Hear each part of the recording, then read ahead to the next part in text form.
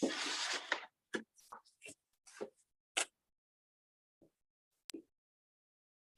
case is now being recorded. Hear ye, hear ye, hear ye.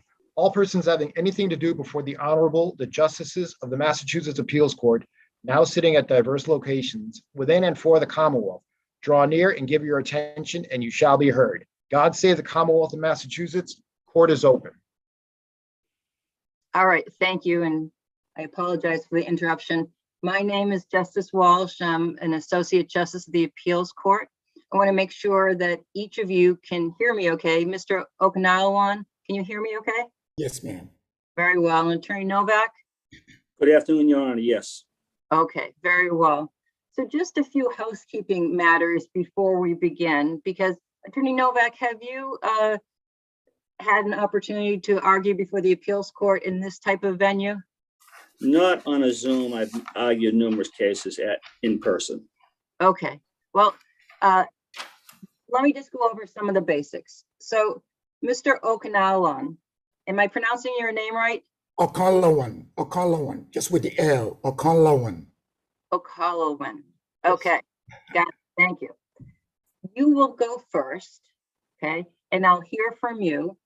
And we give each side 15 minutes to present an argument.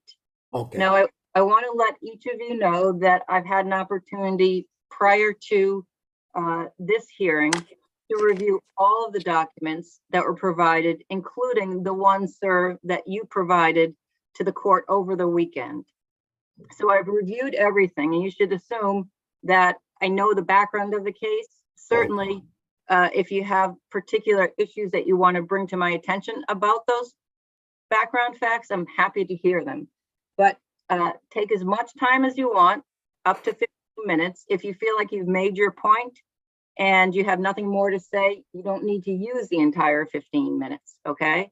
The next point is that this is not a back and forth conversation, and sometimes the Zoom, instead of being in person, causes us to make facial reactions or interrupt and disagree. So whether either of you agrees with everything the other person's saying, some of it or none of it, just I ask you not to interrupt one another. You're going to get the same fair amount of time, and there's no rebuttal. So we'll hear from you, Mr. OKANLAWON, and then we'll hear from you, Attorney Novak. And then I'll take the matter under advisement and I will issue an order promptly. Okay. Do either of you have any questions before we begin? No question. No, Your Honor. Okay, two final matters. Just so you're both aware, this is recorded on the YouTube station, if you will, so that other people and members of the public have access. So just be aware of that. And then secondly, right when you begin your argument, you'll see up in the upper box, probably for you, the clock. So it's the time clock for 15 minutes. So you'll just be aware of that, and it will flash as it's getting closer to the 0 time, if you get to that point, okay? Okay. All right, so with that, Mr. OKANLAWON, I'm ready to hear from you. Thank you, Your Honor. Good afternoon. The reason that we're here today is to vacate my the bond that was levied, the bond and the UNO that was levied by Justice Horan of the Worcester Housing Court. I am indigent. I'm not in a position to pay any bond at this time. However, the UNO is also excessive. Both of the payments that was levied would prejudice my appeal.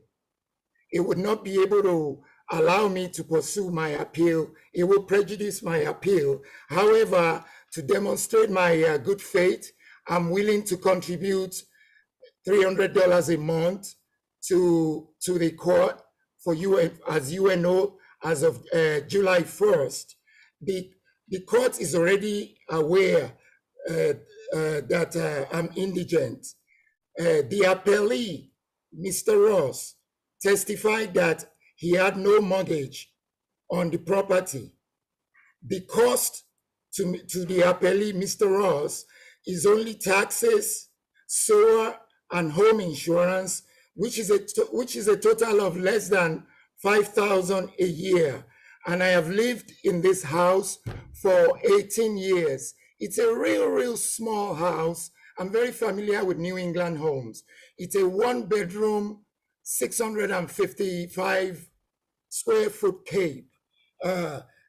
Previously, the court agreed that my case was non-frivolous, and it was dismissed because it was dismissed during discovery. As the appellant, I have tried 3 times to resolve the matter with the appellee, but unfortunately, Mr. Ross rejected. The appellee, Mr. Ross, is not my landlord. Currently, there are 2 pending appeals, and those appeals, they are yet to be determined. Mr. Ross is not a bona fide buyer.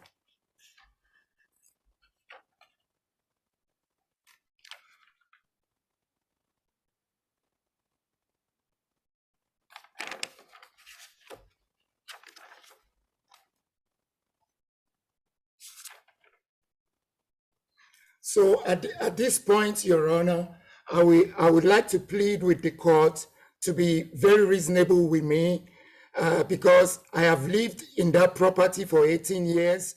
I struggled a lot. It is a very tiny property with minimal cost. Right now, currently, I don't have a lot of income, and I'm not asking to live for free. I transport. The job I have is very tedious. I transport dialysis patients and chemotherapy patients going through cancer. So I'm not asking for a free pass. I'm just asking for the court to be reasonable. The bond that was levied is impossible. And the UNO, I'm pleading with the court that I'm willing to contribute $300 a month as of July 1st again to help with the cost. And citing the case of, in the case of Becker versus Liberty, Judge Fields in the Western Massachusetts courts ruled that there should be no UNO. This case in March 2022 is exactly parallel to my case. So therefore, Your Honor, I plead with the court that there should be no bond and no UNO because of my position. I thank you very much. All right, thank you very much. Is there anything else, sir, that you'd like to say before I turn it over to Attorney Novak? Okay, I'd also like to say that, you know, the amount imposed was already, I've already faced sanctions previously pertaining to the total amount imposed between the UNO and the bond. My jury was stricken. I had no jury trial. In the United States of America, due process and your jury is your constitutional right. I'm a tax-paying citizen of the United States. I don't think that is fair. So, Your Honor, I've heard that you're a very good and fair judge. I feel comfortable in your hands. Thank you very much. All right, well, I just want to let you know, sir, regardless of the outcome, I thought you did a very nice job. You're very organized and to the point. I appreciate it. So let me turn now to Attorney Novak, and I'll hear from you, sir. Good afternoon, Your Honor. Attorney Paul Novak for James Ross. I just want to clarify the record. There were a couple of misrepresentations that were made. My client is not an investor, and I think that's most important. He purchased this property for his mom, okay? And it was his intent that she reside in this property. And that was almost more than a year ago, back in April of 2021. Since that date, we've been progressing through various motions back and forth. The gentleman that just sat down next to Mr. OKANLAWON We believe, and this is, I'm just raising this point, but we believe there's a case of authorized practice of law here. The gentleman testified in an earlier recent hearing. He's not licensed as a Massachusetts attorney. We're getting these elaborate proceedings in here. We believe that they're being done by this person who's charging a fee for his services. His name is Mr. Boguslav. That's just for the outset, because what we're dealing with here are multiple misrepresentations across the board. Mr. OKANLAWON is under and has basically violated every court order that was instituted since August of 2021. Judge Winnick ordered the use and occupancy of $1,000 a month under the Comerford case, the case, in fact, which he just cited right now. And he took every factor into account. It was a lengthy hearing. At the end of the hearing, there were demands. He had a lower demand. Mr. OKANLAWON, my client, had a higher demand. He settled at $1,000. That was ordered to be paid back in August of 2021. Since that date, he's paid zero in reimbursement on use and occupancy. After that point in time, we brought several motions. There was never a trade-off for a jury trial for the lack of payment of use and occupancy. We persisted at every step. What the issue was that Judge Winnick gave him a final resolution saying, look, if you are abusing my court order, I am going to institute a bench trial on this. And he gave him multiple warnings. There were multiple time delays, that he had additional time to basically submit into the court this $1,000 per month. He's ignored that in open court, and he told my client he intended on following no court orders with regard to payment. So since that order and multiple motions, you'll see him cited in the docket, he basically has paid nothing to the court, nothing for reimbursement. My client's expenses that I asked him to bring them in today, and basically they're over $400 a month, just his out of pockets here. The other concern here, and we raised this earlier, the property's not being maintained. There's appliances out in the yard, there's dirt, it's not being maintained, there's leaks, chimneys. This has all been documented. We had to get a court order to get a home inspector up there earlier on. So there's some other concerns here that the property is depreciating because of its current state. So we think that we have reached a final. I know there's mention that there's another companion case. That case has nothing to do with my client. It's a separate case, and it involves his mortgage bank, Deutsche Bank.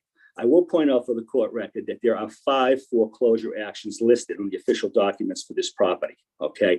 With respect to the other issues that are pertinent here, we really question his indigency. Back in January of this year, and this is not for the weight of this case, it's only for the purpose of questioning the indigency, where counsel, he had hired counsel, he got to us, he submitted a written offer to purchase this property. It is part of the official court record. He basically was purchasing this property for $140,000. I think it's disingenuous to the court to say somehow now that he can't afford a minimal amount. Had his mortgage been in play and it consisted on, it would have been approximately under $1,400 per month. He had a 50-year, 40-year giveaway that was negotiated by the bank way back, and it reduced the mortgage payments to $400 a month. That's what we're hearing on. He defaulted on that plan at $400 a month. So there's a lot of history to this case, and it's over multiple years. But the reason I raise this is he's got it making a big point on indigency. Well, he filed bankruptcy in 2019, and that was rejected. Judge Panos basically dismissed that case. We believe there's some type of income or assets available based on that offer. In conversation with his attorney, his other attorney, he indicated that he could come up with approximately $185,000 to $190,000. He could raise that offer. Okay. We thought, we didn't have an opinion. We were in the middle of litigation, so we didn't take him up on that. The only reason I raised that today is he's making an argument to the court saying he has no resources. We don't believe that's the case. And why would you have an attorney to an attorney discussing the purchase price on this property? So I think that's disingenuous to the court. And I think, quite frankly, $1,000 is basically the minimum. My client's done Zillow searches in that. It's in the area for a 1-bedroom, 2-bedroom. All of his mortgage documents indicate that this is a 2-bedroom house. So that would be valued somewhere, even in a 1-bedroom, between $1,500 and $1,800. Granted, the house is in, not the best condition. So $1,000 a month is fair market value. There's no question about that. But getting back to the concern here is that he's paid nothing. He's indicated to the court he's going to pay nothing in the future.